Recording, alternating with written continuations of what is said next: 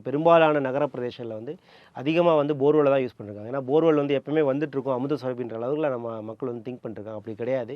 அதனால் water save பண்ணணும். அப்போ அது சேவ் பண்ணுறதுக்கு ரொம்ப சிம்பிளான விஷயம் என்னென்னா வந்து நம்ம குடிக்கிற தண்ணியே சேவ் பண்ண முடியாது. ஏன்னா மனுஷன் குறைந்தபட்சம் 3 லிட்டர் தண்ணி குடிச்சே ஆகணும்.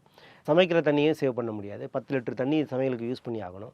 எங்கே நம்ம சேவ் பண்ணலான்னா டாய்லெட் ஃப்ளஷ் பண்ணுறதுலையும் பாத்திங் பண்ணுறதுலையும் கொஞ்சம் சேவ் பண்ணலாம். ரீயூஸ் ஆஃப் வாட்டர் ஏற்கனவே யூஸ் பண்ண வாட்டரை வந்து டாய்லெட் ஃப்ளஷிங் யூஸ் பண்ணலாம்.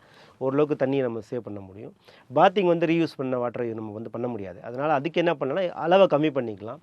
பொதுவாக நம்ம கிராமத்தில் பார்த்திங்கன்னா தண்ணியை வந்து தலையில் தூக்கிட்டு வந்து அண்டால நிரப்பி அப்புறம் அதில் வந்து குடும்பமே குளிச்சுட்டு இருப்பாங்க. அப்படி குளிக்கும்போது என்ன ஆகுனா வந்து ஒரு கணக்கு இருக்கும். நம்ம எவ்வளோ குளிக்கிறோன்ற ஒரு கணக்கு இருக்கும்.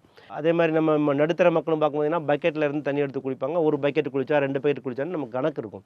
பட் இந்த ஷவர்லாம் நம்ம யூஸ் பண்ணும்போது பார்த்திங்கன்னா வந்து எவ்வளோ குளித்தாலும் குளிச்சுக்கிட்டே இருக்கிற மாதிரி தெரியும். ப்ளஸ் வந்து நீங்கள் வந்து சோப்பு போடும்போதும் தண்ணி போயிட்டுருக்கும்.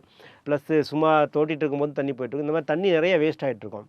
நமக்கு எங்கேருந்தோ தண்ணி வருதுன்றதுனால தண்ணியை கொண்டு வர பெயின் கிடைக்க மாட்டேங்குது. கிட்டத்தட்ட காவிரி நீரை வந்து 120 கிலோமீட்டருக்கு பம்ப் பண்ணி 24 ஹவர்ஸ் நாங்கள் வந்து செயல்பட்டுருக்கிறோம். கிட்டத்தட்ட 5000 எம்ப்ளாயீஸ் வந்து 24/7 வேலை பண்ணால் தான் வந்து தண்ணி உங்கள் வீட்டில் குழாயில் வரும். அந்த தண்ணி அந்த குழாயை கொண்டு வரதுக்கு பல பேருடைய தியாகமும் இருக்குது.